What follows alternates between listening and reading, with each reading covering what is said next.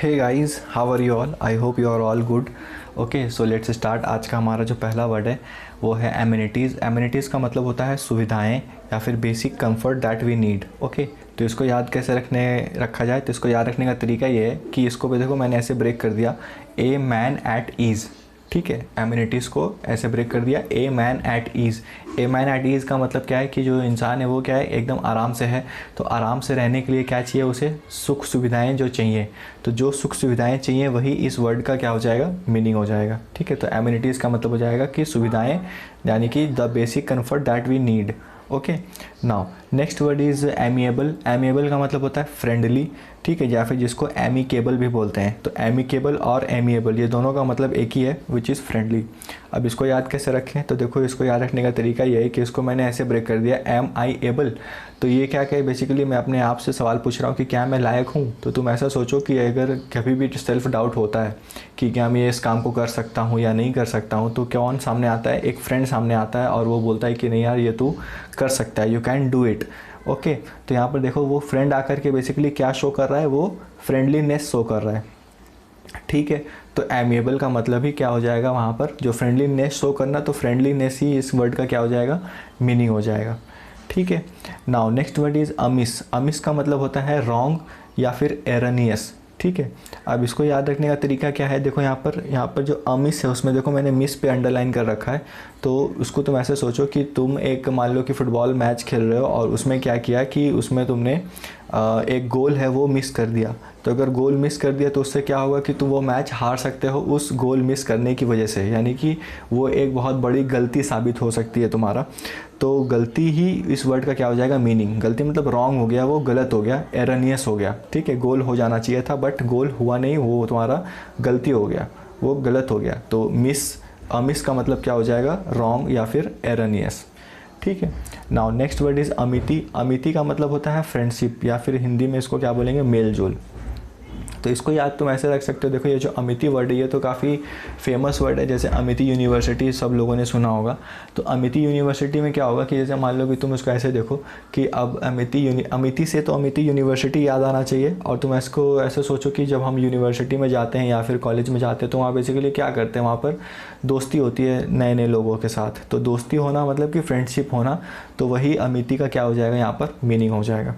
Alright, okay, so now next move on to the next word. Next word is amnesia. Amnesia का क्या मतलब है? Amnesia का मतलब होता है स्टेट ऑफ फॉरगेटफुलनेस, यानी कि भूलने की बीमारी। तो भूलने की बीमारी को हम लोग क्या बोलेंगे? एमनेसिया। अब याद कैसे रखें कि याद रहे, इस वर्ड को ना भूलें? तो याद रखने का तरीका ये है कि इसको देखो मैं ऐसे ब्रेक कर दिया हूँ कि आई एम नेशिया। तो आई एम नेशिया मतलब यहाँ पर क्या है कि यहाँ पर कोई अपने आप को इंट्रोड्यूस कर रहा है कि हाय आई एम नेशिया। तो तुम उसको ऐसे सोचो कि किसी ने अपने आप को इंट्रोड्यूस किया और तुम उसको क्या किया? उसको उनका नाम भूल गए। ठीक है, नाम भूल गए मतलब कि वो तुम भूलने की क्या हो गया? बीमारी टाइप से उसको रिलेट कर सकते हो कि नाम भूल जाना यानी कि भूलने की बीमारी। तो उसी से तुम एमनेशिया वर्ड को याद रख सकते हो कि एमनेशिया का मतलब क्या हो जाएगा? कि भूलने की बीमारी, यानी कि state of forgetfulness. Alright, okay, so now next word is amoral. Amoral का मतलब होता है नीतिहीन, या फिर इसको नॉन मोरल भी बोलते हैं, इसको इमोरल भी बोल सकते हैं। ठीक है, ये इजी वर्ड है। इसमें जैसे अमोरल है, मोरल का अपोजिट ही क्या हो जाएगा? Non moral. ठीक है, तो नॉन मोरल बोलो या फिर इमोरल बोलो, बात एक ही है। Alright, now next word is amphibian. Amphibian का मतलब क्या हो जाएगा? एम्फीबियन का मतलब हो जाएगा being able to live both on land and water, यानी कि ऐसा कि जो जल और ज़मीन दोनों पर रह सके, उसी को क्या बोलेंगे? एम्फीबियन। ठीक है, अब एम्फी का मतलब क्या होता है? इसको याद रखने का तरीका ये है कि एम्फी का मतलब होता है कि दोनों ओर। तो तुम ऐसा सोचो कि जो दोनों जगह पर रह सकता है, ज़मीन पर भी और पानी में भी, उनको क्या बोलेंगे? Amphibian. Okay, now next word is amphitheatre. Amphitheatre का मतलब हो जाए है कि रंगभूमि या फिर large round theatre which is generally open to air. तो अब थिएटर तो हम सभी लोग जानते हैं, थिएटर कैसा रहता है? बंद रहता है। तो अगर एम्फी थिएटर है तो वो कैसा रहेगा? वो खुला रहेगा, which is open to air रहेगा। ठीक है, ये वर्ड भी काफ़ी इजी है, याद करने में कोई दिक्कत नहीं होनी चाहिए। Now next word is ample. Ample का मतलब हो जाएगा अबंडेंट, यानी कि जो हमारे पास बहुत ही सारे अमाउंट में प्रेजेंट हो, बहुत ही सारे अमाउंट में प्रेजेंट हो, यानी जो प्रचुर हो, जो बहुत हो। ठीक है, जो सफिशिएंट हो, तो उसी को क्या बोलेंगे हम लोग, एम्पल। अब इसको याद रखने का तरीका क्या है, देखो यहाँ पर जैसे एम्पल को मैंने एप्पल से रिलेट किया, एम्पल एप्पल, तो तुम उसको ऐसे सोचो कि तुम्हारे घर पे बहुत सारा एप्पल आ गया है, बहुत सारा एप्पल आ गया है मतलब कि प्रचुर मात्रा में आ गया है, तो वहीं से इसको रिलेट कर लो कि हाँ बहुत सारा है, इसका मतलब इस वर्ड का मीनिंग क्या हो जाएगा, एम्पल।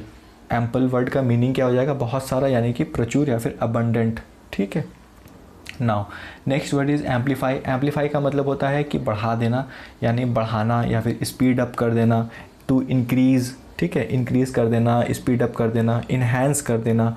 तो इसको याद रखने का तरीका क्या है कि एम्पल से ही एम्पलीफाई रिलेट करो। एम्पल और एम्पलीफाई में कोई डिफरेंस नहीं है, देखो यहाँ पर AMPLE है एम्पल में, और एम्पलीफाई में क्या है, AMPLI है बस, और FY है, ठीक है। तो एम्पल्स का मतलब क्या होता है कि बहुत सारा, और एम्पलीफाई का मतलब क्या हो जाएगा कि बढ़ा देना, ठीक है, इंक्रीज़ कर देना। तो एम्पल और एम्पलीफाई ये क्या है कि क्लोजली लिंक्ड है, इन दोनों को रिलेट करके तुम दोनों का मीनिंग याद कर सकते हो, ठीक है। नाउ आज का जो हमारा आखिरी वर्ड है वो है एम्पूटेट। एम्पूटेट का मतलब होता है cutting off a part of the body. इसका मतलब है कि अपने बॉडी या फिर किसी की बॉडी से कोई पार्ट काट कर अलग कर दिया गया हो, उसको क्या बोलेंगे, cutting off a part of a body which is amputate, ठीक है। अब इसको याद कैसे रखें, तो देखो यहाँ पर मैंने इसको ऐसे ब्रेक कर दिया है कि आम यू एट, ठीक है। तो तुम इसको ऐसे देखो कि अगर आम जो है, आम खाने के लिए उसको क्या करते हैं कि आम को काट करके खाते हैं, तो तुम उसको आम को एज ए एक बॉडी की तरह ट्रीट करो कि आम एक बॉडी है, और उस बॉडी को तुम काटोगे तो आम तो काट के ही खाओगे ना। तो आम को जब तुम काट रहे हो तो बेसिकली तुम उस बॉडी का एक पार्ट काट रहे हो, ठीक है, ऐसे इसको रिलेट करो तो याद रहेगा, ठीक है। तो आम के पार्ट को काटना यानी कि एक बॉडी के पार्ट को काट रहे हो, तो यहीं से इस वर्ड को याद रख सकते हैं कि एम्पूटेट का मतलब क्या हो जाएगा कि cutting off a part of the body, या फिर हिंदी में इसको क्या बोलेंगे कि काट कर अलग कर दिया गया हो। तो बॉडी के एक पार्ट को काट कर अलग कर देना ही क्या हो जाएगा, एम्पूटेट। ओके गाइज, तो आई होप कि आज के कुछ वर्ड्स आपको समझ में आए होंगे। तो मिलते हैं नेक्स्ट वीडियो में, तब तक के लिए अपना बहुत ख्याल रखें। Okay, bye bye, take care.